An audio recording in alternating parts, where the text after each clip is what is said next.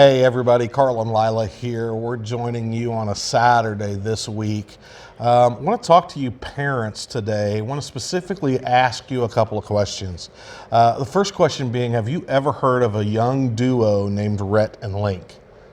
Rhett and Link are a YouTube sensation of young men who are, I'm going to say they're in their 30s, who formerly, before they became YouTube sensations, used to be Campus Crusade for Christ missionaries. They also worked with Phil Vischer. You all know who Phil Vischer is, right? He's the founder of what's his, Larry and Larry the Cucumber and Tom the Tomato and the Veggie Tales. Bob the Tomato? Bob the Tomato. I should be shot for even saying Tom the Tomato. It was your red shirt that threw me off. I was just not, not thinking really very well. But Rhett and Link worked with Phil Vischer also on his DVD series recently called What's in the Bible. And in that DVD series, they were the Bentley brothers, and they sang songs like this. Genesis begins it all, and appropriately it's at the beginning of the Bible. Genesis really means beginning. If it were anywhere else in the Bible, that would be kind of confusing. Can you make a light without a light switch, or water without a spigot?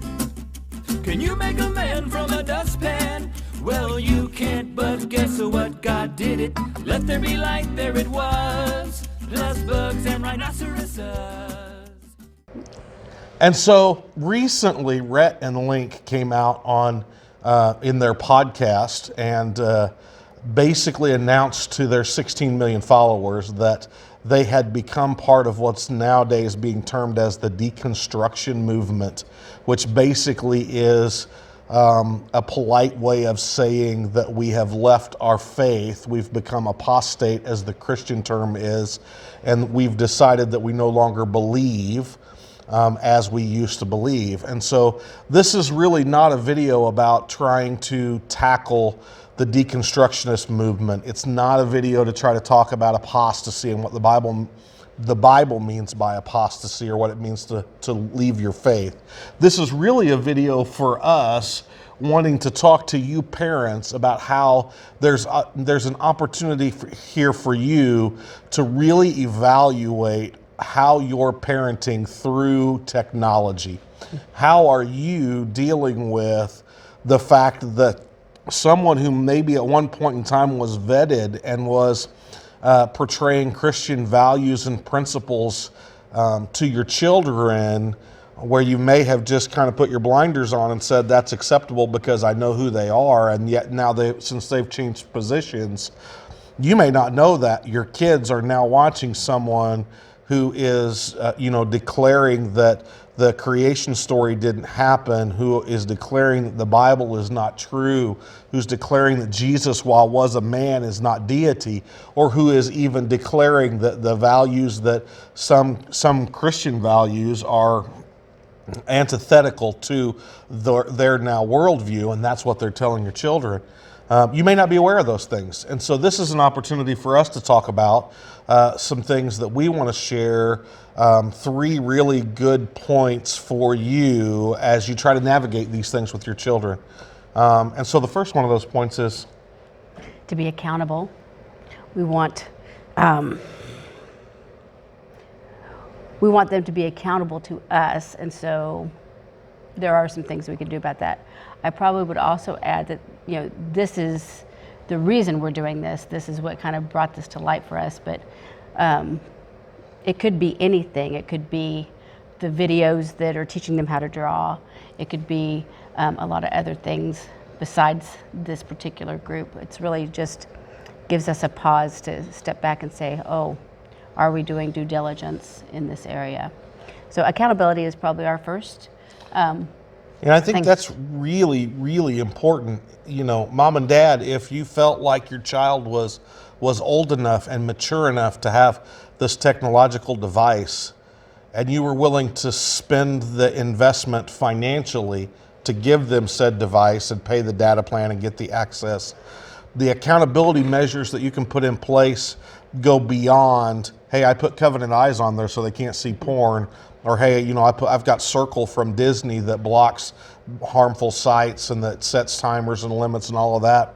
But there's also an investment that needs to be made by you, mom and dad, in reviewing, looking at, seeing what sites they're going to, what videos are they watching, who is being an influencer in your children's life. Not just taking the assumption that Covenant Eyes, because I pay a subscription fee and I've got Covenant Eyes on all of our devices, that all of a sudden absolves me of looking at what they're looking at. And this is a very great, real example of that. This would pass in flying colors through all the filtering that is out there to protect our kids, and get right past that. And if mom and dad, if you're not engaged in helping hold your children accountable for what they're watching and what they're seeing, then you cannot direct them down the path that is safest and best for them with technology. This is an arena that they need not be navigating themselves. Mom and dad, you need to be helping them navigate through some of these different things. And in conversations, as you begin to see things like this, it's an opportunity for you to do the next thing, which is, mom and dad, you need to be willing to be vulnerable and have tough conversations. This is a tough conversation. When somebody who has been sharing the gospel and who has been an influencer for Christ comes out and denounces their faith and says, hey, it was all a lie, it was all wrong, I was deceived, the Bible is not true. Mom and dad, you're going to have to talk to your kids about that. You're going to have to ask them, hey, do you guys watch this? Do you know who these people are? And you're going to have to navigate those hard questions. Let me reassure you that you don't have to have all the answers. You just have to be willing to not let them tread water and swim upstream against conversations that have been coming at them that they need help with. And they're going to get answers from somewhere. That's right. There's a lot of subjects as we are parenting that are not necessarily comfortable. So I am anyway, all about resources. Absolutely. I love resources. We have resources on just about everything, I think. So 2 things that I have found that are very helpful in these arenas is one I just found before Christmas this last year. And it is a journal that you and your daughter, and I'm pretty sure they've probably got something out there for boys too. So you pass it back and forth, and so it has questions and prompts, and then it has free space where they can write notes to you, and you can write notes back to them, and it really gives you both the opportunity to ask some questions, share some things, find out a little bit extra about each other. But by doing it that way, they can ask those hard questions that you may be uncomfortable with, and then you get the time to process it before you hand it back, before you have to answer. I mean, it's not on the spot right then.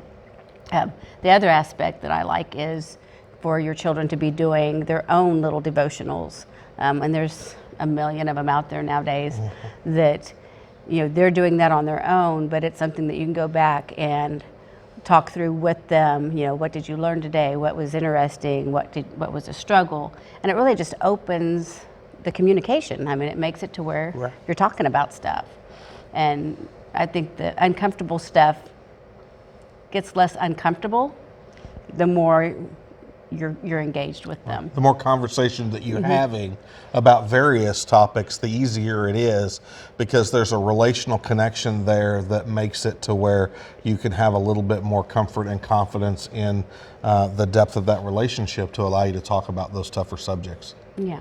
Also, as you go through some of these things, it's helped our girls, especially the girls, to understand that we went through it too.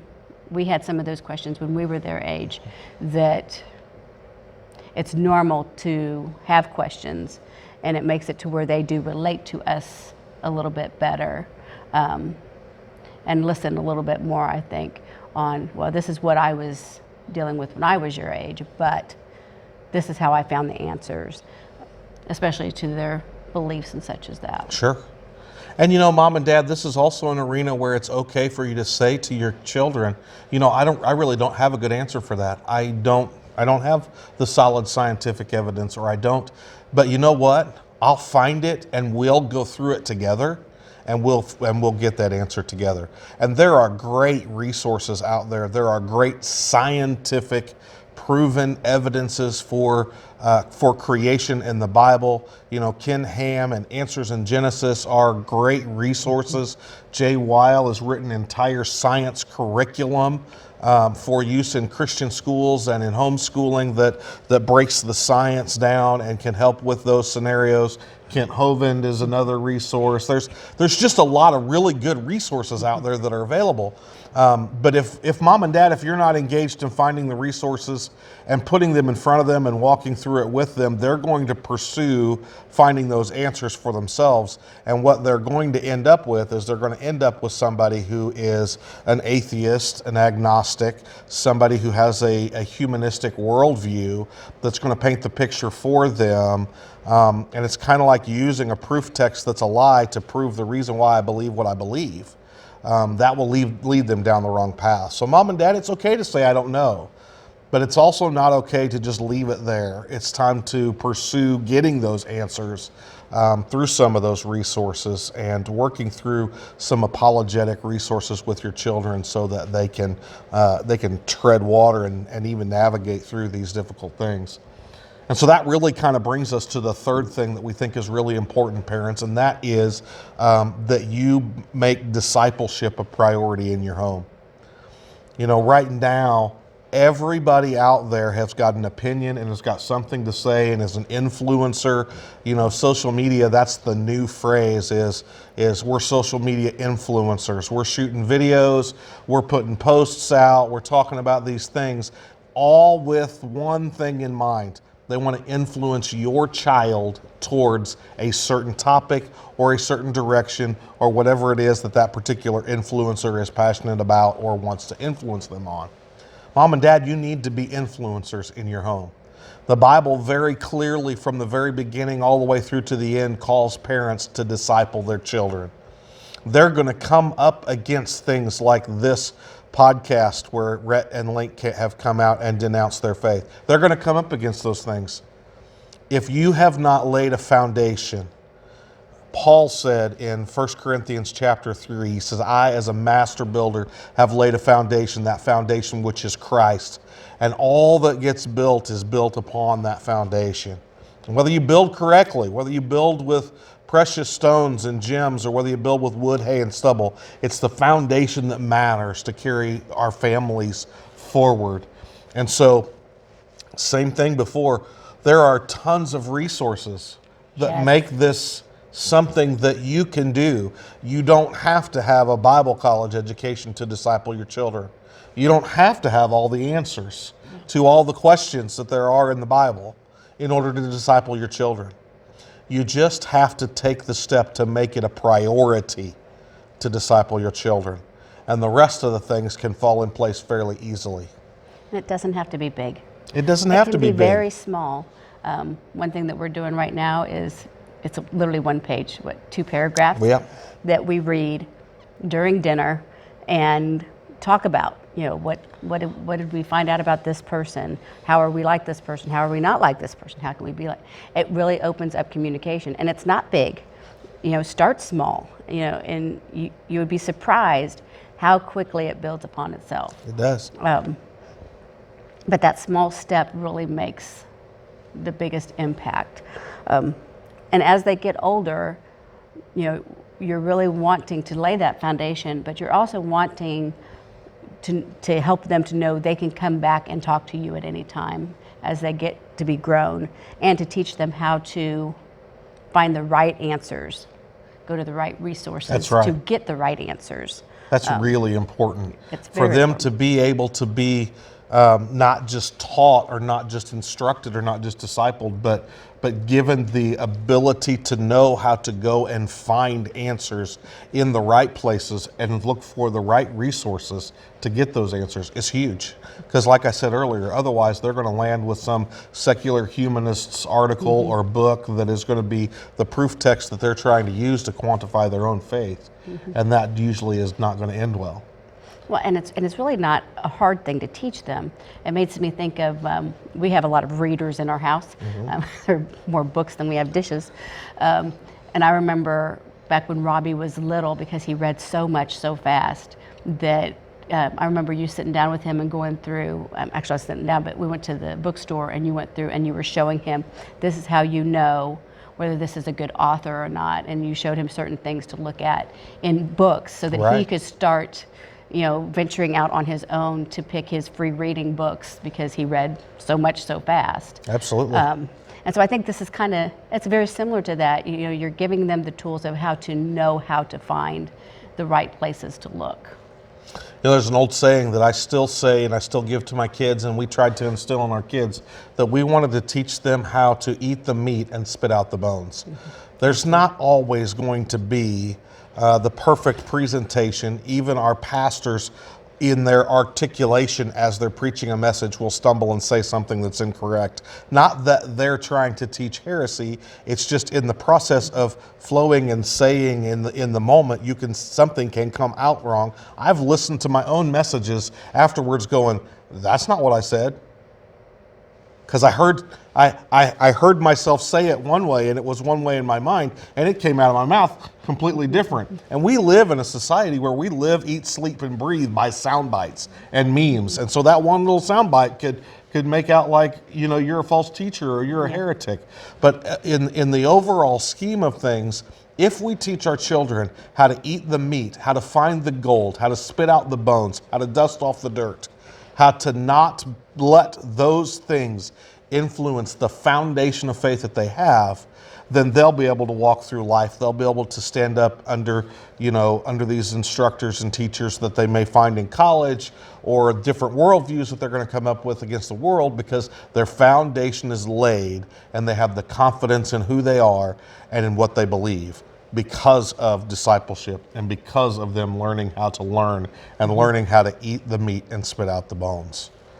And so I think lastly, we would want to say that if you find yourself, mom and dad, if you ask your children, or if you look at their subscribers of who they subscribe to on YouTube, and you see that they have that they are followers, or that they've listened to, or they've heard this story, and it's a pretty significant story from Rhett and Link and from these gentlemen. Let me encourage you to reach out to us if you want some resources and some links for how to talk through this with them. Again, we're not going to take this video, or even really any videos, to break down the deconstructionist movement or what apostasy is. But we do want to help you be able to understand what it is that your child has experienced, and how you can now have the right kinds of conversations to help them navigate through that. I agree.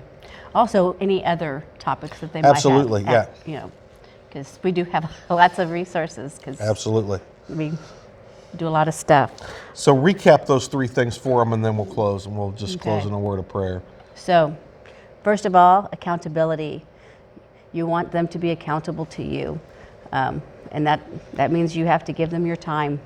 And honestly, I am one. I don't like technology. But I do it because I love my children and they want to be in the tech world. So that's part of it.